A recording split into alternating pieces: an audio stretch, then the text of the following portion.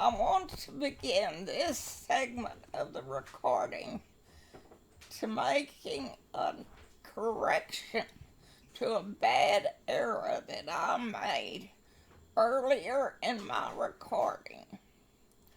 When I was describing the state capitol building in Austin, I said that it was built of limestone, and that was wrong.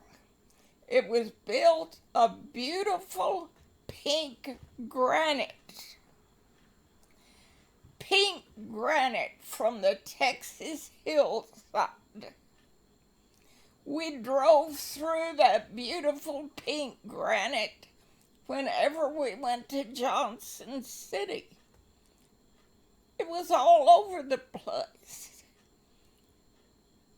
And the beautiful big rock outside Fredericksburg called Enchanted Rock, that whole rock is made of pink granite. And that's what the state capitol was built of, that beautiful building. So it was pink granite, not limestone.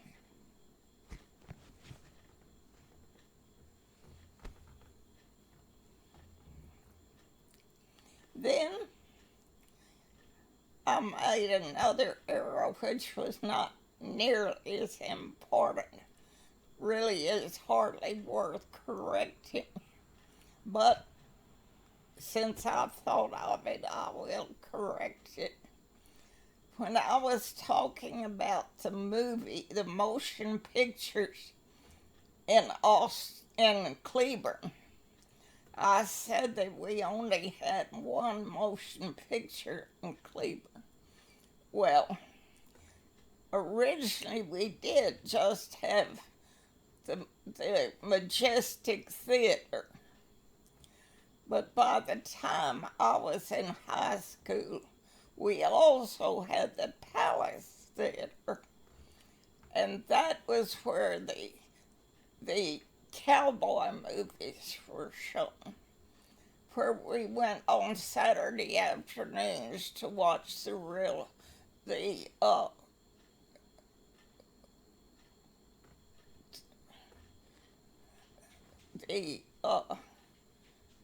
I'm starting to say Will Rogers, but we probably saw some of his movies there.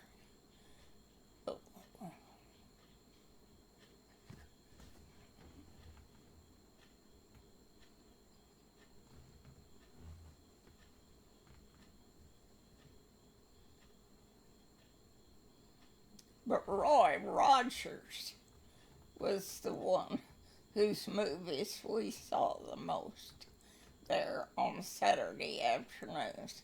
The Palace was an older building and not nearly as nice as the Majestic Theater. But I just wanted to correct that we had the two theaters in Cleveland. Then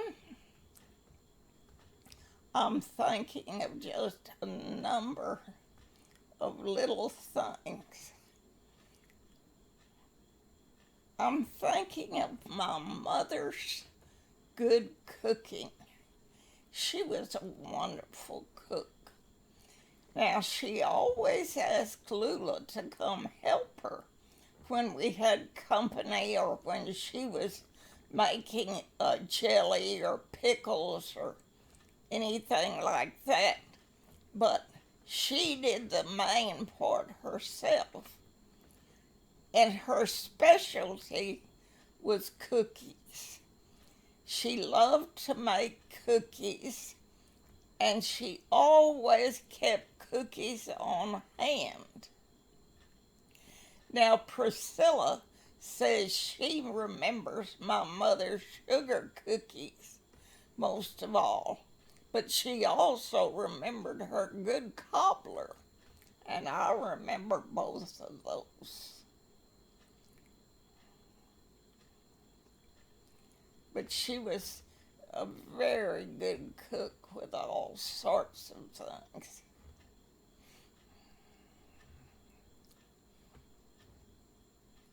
And then I remember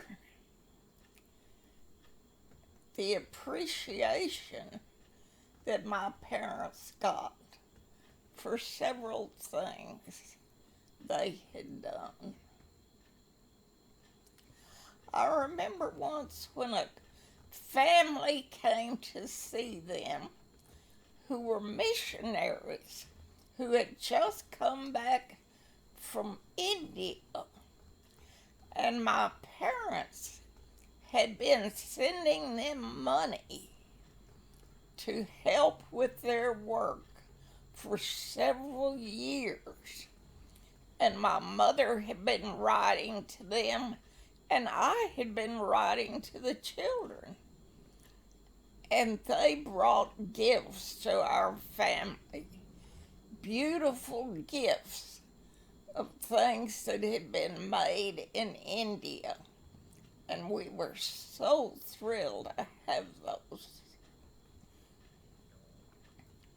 Then I remember once on Juneteenth,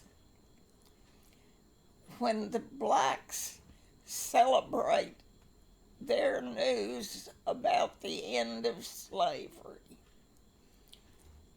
And they were so appreciative to my father for the many favors that he had done for the blacks in Austin that they invited him to their Juneteenth barbecue. And Daddy said no. He appreciated the invitation, but he turned it down because he said they should have that time just to themselves and to appreciate what they were celebrating. But you know what? Since he didn't go to that barbecue, as soon as it was over, 2 or 3 black men came to our house carrying a big box of barbecue to bring to my daddy, since he did not come to their meal. I thought that was so wonderful of them to do, and it showed how much they appreciated my daddy. Then I remember another time when we were in our house and we heard singing outside. We were so surprised. Where was that singing coming from? And we went out on the front porch and saw there was a group of young people standing out in our front yard singing. They had come to serenade my father.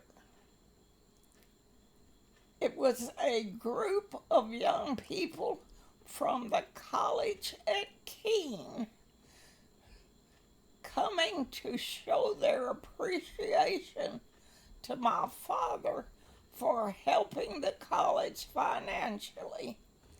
And they were showing their appreciation by coming to serenade my father. I'm getting teary-eyed just thinking about it. It was so touching.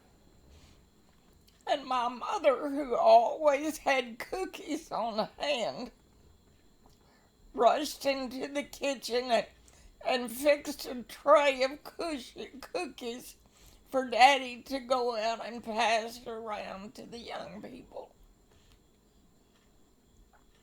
Oh, that was so touching.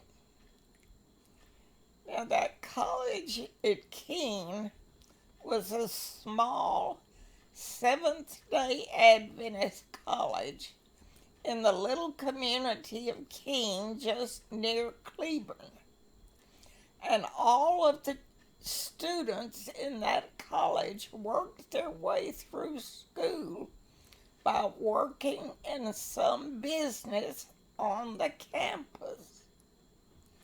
There was a big kitchen in which the girls made candy, which was sold in the stores in Cleburne. They made a wonderful peanut brittle and other kinds of candies which were sold. And there was a big woodworking shop where the boys made furniture and all sorts of wood products. And they did a beautiful job, and my daddy bought a number of pieces from them.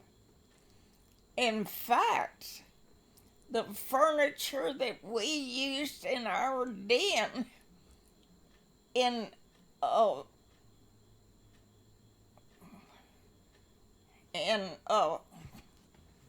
what I'm just blank. North of Dallas. My mind is getting terrible. Richardson. There we go. Our den in Richardson, when we lived in that new house on the Shirley Court, we didn't have any den furniture, and we used that furniture from Keene that my daddy had given us to use on the patio. I made new slip covers for it so it could be used in the house, and it was very nicely built of wood. So the young people at Keene had these various businesses that they worked in, and that's how they worked their way through college. But the college had had some financial difficulties, and my daddy had helped them so they could stay open. And that was how they were showing some appreciation to him, by coming to his home and serenading him. I thought that was wonderful.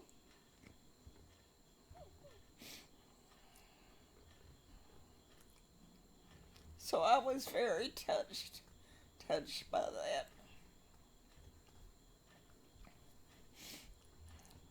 Then another thing that I had forgotten about was about rodeos. Now, I think my daddy must have been born loving rodeos.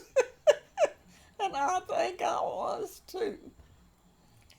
Whenever there was a rodeo in Cleburne, I think my daddy went. And when I was old enough, he always took me with him, as often as he could.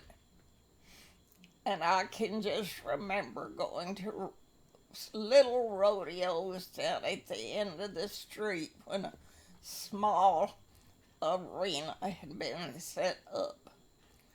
But then I remember Daddy taking our whole family many times to Fort Worth to the rodeo.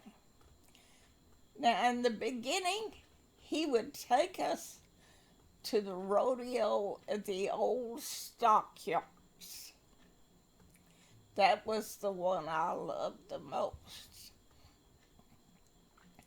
The stockyards in Fort Worth, where ranchers had their cattle brought to go to the market, had a nice rodeo arena right next to where the cattle were put. The pens where the cattle were unloaded were right next to this rodeo arena. So it was very authentic, and that was part of the attraction.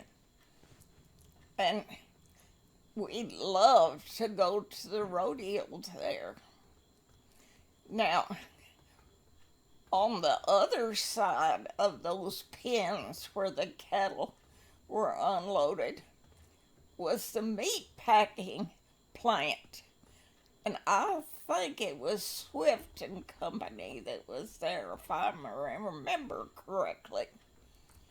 And when I was in the 7th grade, our class was taken there to have a tour of that meat packing plant. And we were taken over there by bus, and we drove by the rodeo arena and by the pens where the cows were milling around and moving, and then next to the big red brick building, which was the meat packing plant. And we were given a tour of that meat packing plant, beginning with seeing the cattle killed. We actually saw how they took the cattle from the pen and killed them. I can still remember it, and it really bothered me, and it still bothers me to think about it. But they said it was done as humanely as possible.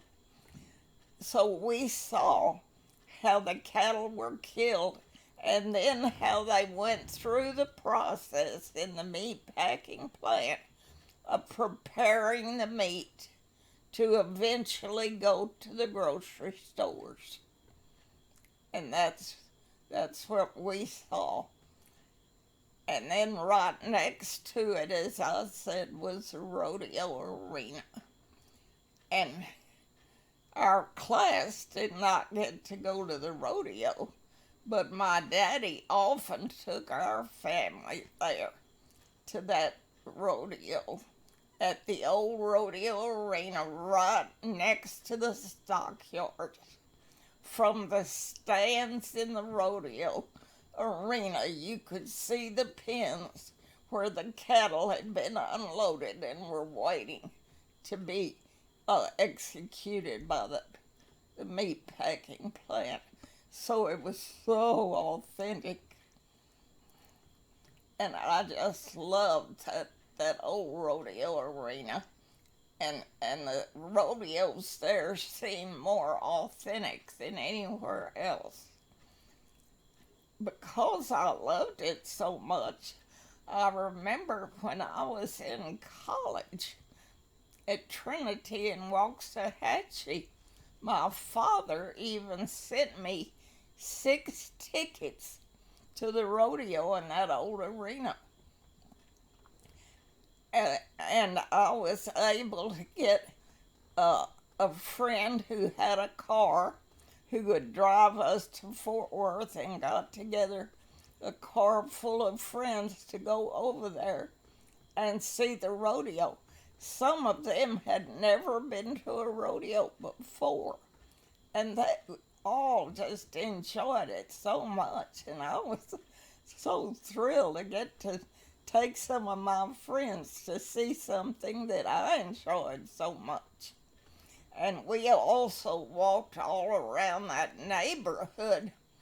On the other side of the pens where the cattle were unloaded were old Western type shops. There was like an old saloon and old restaurants, and there was a store selling cowboy boots, and another selling hats, and another selling cowboy shirts and pants, and it was all just geared toward the rodeo. And it was just such a fun place to go to. This was in far north Fort Worth. So I loved going to that old arena.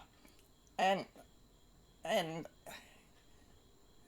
then on the other hand, in far west Fort Worth, a big new rodeo arena was built in 1936. Now, that was the year of the Texas Centennial, and many places in Texas did things to celebrate the centennial. There were many new buildings or many old buildings restored and many new monuments built and things like that. And that was, I remember that was when the state erected the monument to honor Davy Crockett's wife at the Acton Cemetery, so where so many of our other relatives are buried. And so Fort Worth celebrated the Texas Centennial by building a huge new arena. I think it was called the Will Rogers Memorial Coliseum or something like that. And so this big or new, fancy big new arena was built, and then cattle barns were built for stock shows and horses, and barns for horses and all sorts of other attractions. So this huge new complex was built, and of course we wanted to go up to see it all and to see the rodeo in it. And the rodeo was quite different there. It was not nearly as authentic, but it was much more of a spectacle. It was really dramatic, a dramatic spectacle. And we enjoyed it too. We enjoyed both types of rodeos. And through the years, as I was growing up, I remember getting to go to the rodeos, both places, several times. I remember Daddy taking me or taking our whole family to the rodeos, both places. And this is all about my past, but I would like to say that the rodeos today that are being broadcast on TV from Fort Worth, when they have their annual rodeo, big rodeo that's broadcast on TV, it's done in that Will Rogers Memorial Coliseum. It is still a great popular place for rodeos. So we enjoyed the rodeos in Fort Worth at the stockyards and in the new Memorial Coliseum, both places. And of course, when there was a little rodeo in Cleburne, we enjoyed that. And I remember the year that my daddy was superintendent of the county fair. Now, that was when I was a senior in high school, and I've already recorded some about that. But I just remember that the Rotary Club sponsored the county fair, and they had chosen my daddy to be the superintendent of it that year. And he told me that the part that he enjoyed the most was signing in the cowboys for the rodeo. Now, these rodeos, even the small rodeos in a place like Cleburne, had cowboys that performed in them. And these cowboys traveled around the country. That's how they made their living, traveling from one rodeo to the next, all around the country, performing in them. In these little rodeos like Cleburne, and in the big rodeos like Fort Worth.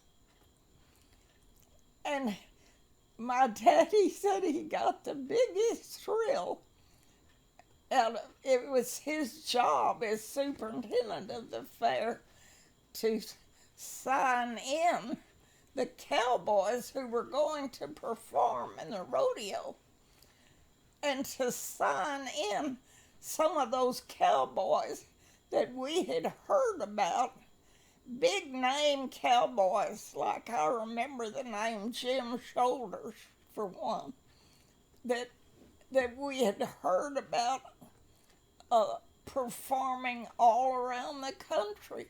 And there they were, coming to the Cleburne Rodeo to perform. And this makes me think of that song by George Strait, Amarillo by Morning. It is one of my favorite songs, and it's about a cowboy going from town to town to perform in a rodeo. And he tells about some of the bad luck he had. He says broke a leg somewhere, lost a saddle somewhere, and so on. But he's saying Amarillo by morning. He's getting to Amarillo for the next rodeo. And that was so true to life, because that was the life that these cowboys lived. So I loved rodeos, and I got that love from my daddy, who loved rodeos. And I'm just happy that I got to have that experience. And this went on into my married life, and I'm not recording about those days now, but I can certainly say that this love of rodeos continued into my family long after I was married. So rodeos were a big thing I wanted to mention.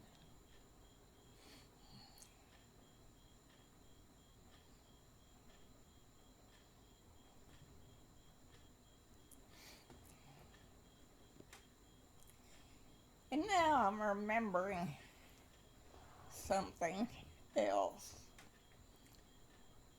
When I was a child, both of my grandfathers were foremen at the railroad shops. The Santa Fe railroad shops in Cleburne were the main industry in Cleburne. They certainly had the largest payroll, and they were the biggest business. Cleburne was built largely around the Santa Fe shops in Cleburne. And I know Granddad Luss said that's the reason he moved to Cleburne when he was a young man, was to get a job in the Santa Fe shops. Now, Granddad Abbas had moved to Cleburne to get medical care for his father who was having health problems. But he got a job in the Santa Fe shops. And that both of those men were so talented in their skills and so good at working with other men that they quickly rose up to jobs as foremen. Now, Granddad Lusk, who was the youngest of the two grandfathers, quite a bit younger than my other grandfather, Granddad Lusk was first the foreman of the wrecking crew. And his job was to, when the trains had a wreck, and in those days there were a lot of train wrecks. When there was a train wreck in this area around Cleburne that the Santa Fe was responsible for,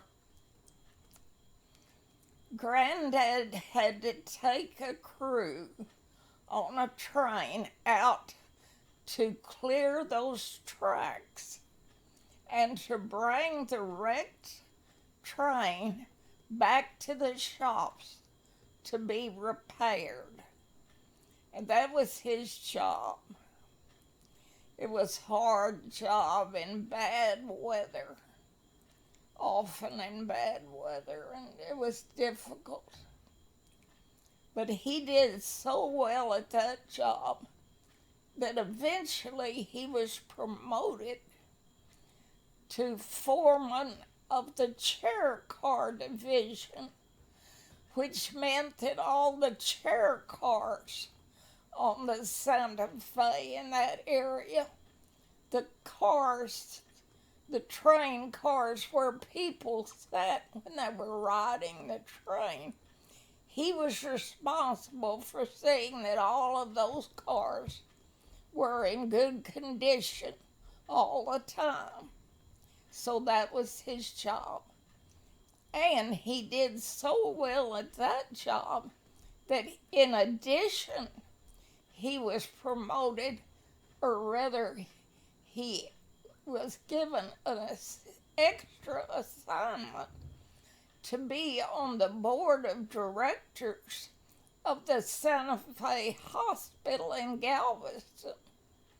Now, they had a Santa Fe hospital in Temple, but the main one, the big one, was in Galveston. And he was on the board of that hospital, which meant that he took the train to Galveston regularly for meetings of that board of directors. And he really enjoyed that because he loved going to Galveston. And he enjoyed that part of his job a lot. So that was Granddad Lusk. And so, since he was younger than Granddad, quite a bit younger than Granddad Abbas, he worked much longer, many more years than Granddad Abbas. And yet I remember when he eventually did retire, and at that time he moved grandmother over to be close to her daughters, my mother and Kathleen and Estelle, to be close to her daughters so they could take her places and she would be able to enjoy being with them. So after he retired, he gave up their nice house in North Austin near the shops and moved over to another house just a block from where my mother lived and from where her sisters lived. So that I thought that was so good of him. Now, when I was uh, just 3 years old, they were still living in their first home. Grandmother and Granddad Lusk had a large 2-story home because they had a big family. And that burned when I was 3 years old. But then they had a real pretty smaller house built. Since most of their children had left home by then, they just needed a smaller house. So they had a beautiful little house up near the railroad shops. But that's what they left to move over close to my mother and Kathleen. And part of the time Estelle was living there too. So his wife could be close to her daughters. So that was Granddad Lusk. Now Granddad Abbas had, like I had said, had moved to Cleburne for his father's health. But he got a job, and since he was so mechanical, had this mechanical skill and building skill, that he got a job in the roundhouse. Now, the roundhouse was a large house that was perfectly round, and that was where they rolled in the big steam engines when they needed to be reworked, remodeled, or restored from injuries. So the big steam engines were brought in there for whatever work they needed on them. Sometimes they had to be completely rebuilt. And it was said that the workmen in the roundhouse could build anything because they could actually build one of those big steam engines. And Granddad Abbas became foreman of the roundhouse because he was so talented with that. And that's where he worked until he developed leukemia, and he had to retire before his retirement age because his health caused him to retire. And he spent quite a bit of time at the Santa Fe Hospital in Temple, and would go back and forth, go there for a few days for treatment, and then would come home for a while and then have to go back. And when I was 14 years old, he passed away at the hospital in Temple. It was very sad.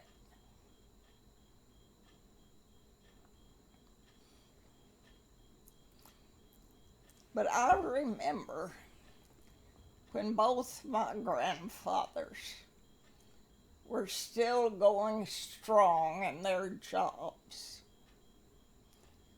both working in their jobs as foremen at the shops.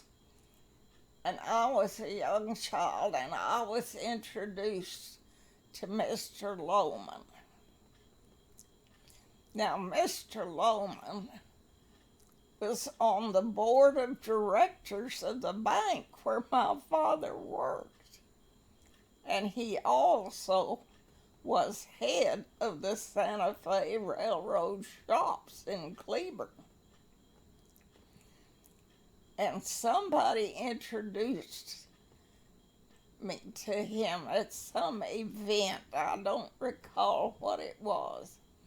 And what I do remember was Mr. Lohman saying to me, "Margaret, you are such a lucky little girl because you have two such wonderful grandfathers who are both such fine foremen at the railroad shops.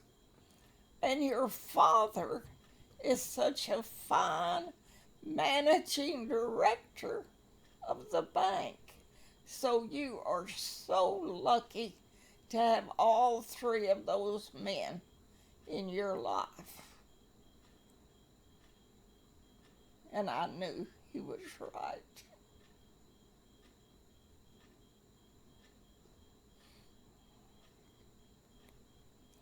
And I think that's a good place for me to end right now.